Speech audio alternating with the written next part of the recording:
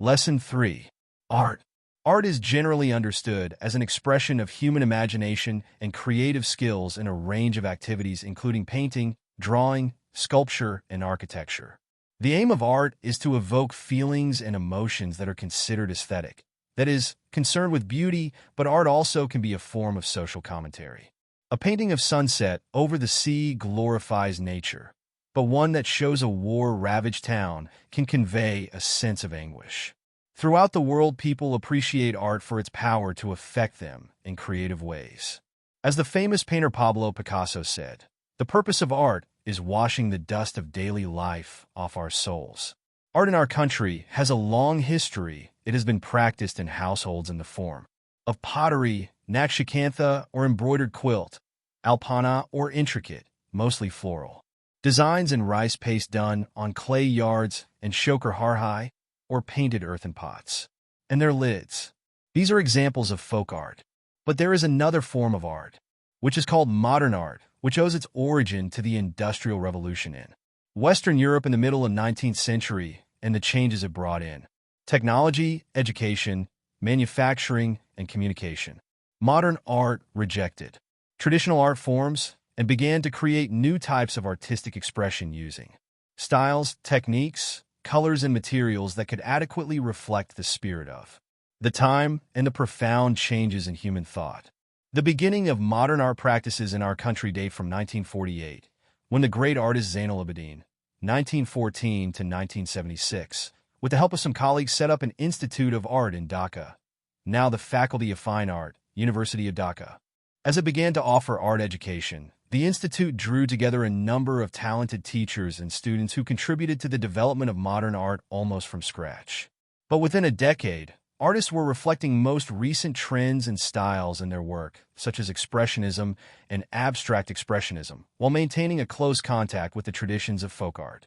Zainal had earned All India fame for his famine sketches, a series of haunting sketches based on the Bengal famine of 1943, which took hundreds of thousands of lives.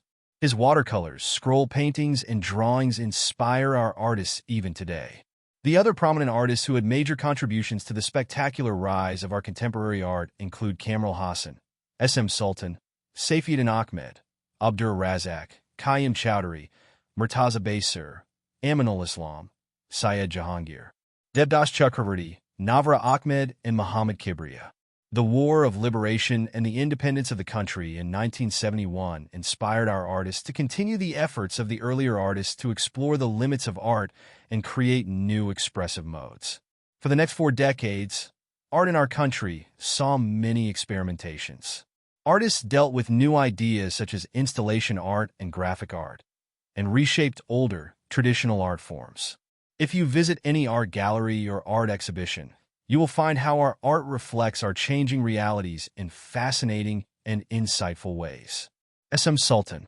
Sheikh Mohammed Sultan, widely known as S.M. Sultan, was a distinguished Bangladeshi painter renowned for his distinctive personal and artistic style. Born on August 1923 in Jessore, Bangladesh, Sultan is often remembered as a bohemian artist who traveled extensively despite his unique vision.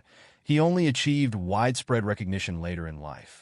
His work was first showcased in Dhaka in 1976, and a significant retrospective organized by the Goethe Institute, Dhaka in 1987, solidified his status as a major artist.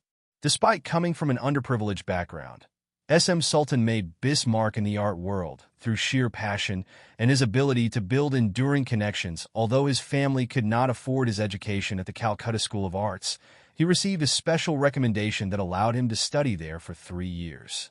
His very simple but highly philosophic art, which features nature and the people of Bangladesh, has become the prime source of inspiration for the new generation of painters. Sultan's characters were farmers, rural women, children, animals, and even pets.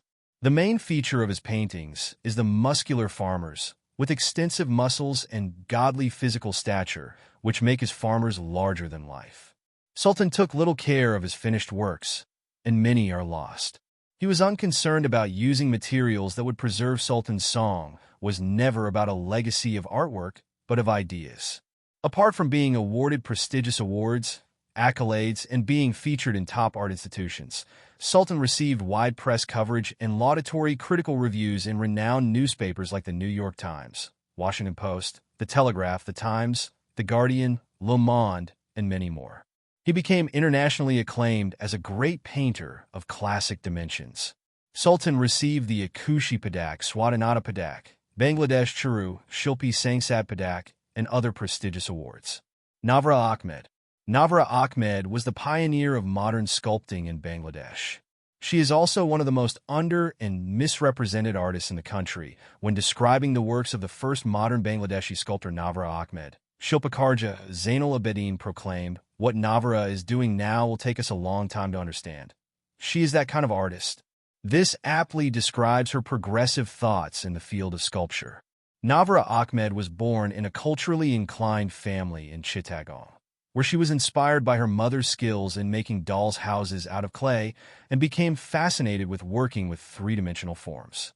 As Ahmed was educated in London and Florence, her sculptural vocabulary was based on a combination of Western ideas and folk traditions. Many of her artifacts were based on village lives and folk motifs, of which she was a keen observer. She also incorporated Buddhist themes in her works and developed an individual style that depicted the experiences of women.